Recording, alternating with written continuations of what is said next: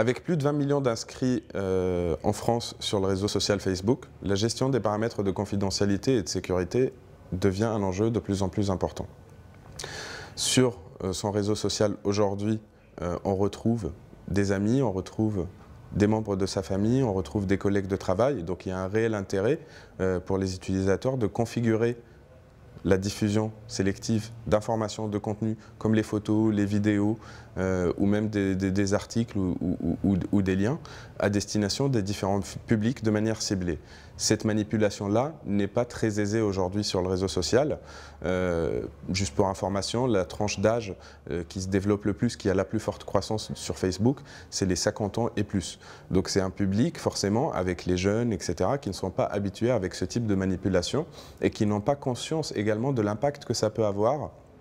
On a vu, il y a énormément d'exemples de gens qui se sont fait justement virer de leur travail à cause d'un statut qui a été publié sur leur mur, à cause d'une photo d'une soirée. Il y a une fille aux États-Unis qui a été également virée de son appartement par son propriétaire parce qu'elle a publié des photos de soirée, etc. Enfin, les exemples ne manquent pas, mais aujourd'hui ça devient un réel enjeu, surtout lorsqu'on voit le lancement aux États-Unis, pas encore en France pour le moment, de la fonctionnalité Places, qui va permettre de se géolocaliser dans un endroit et de publier cette information avec ses coordonnées géographiques, les personnes avec qui on se trouve, le lieu dans lequel on est, etc.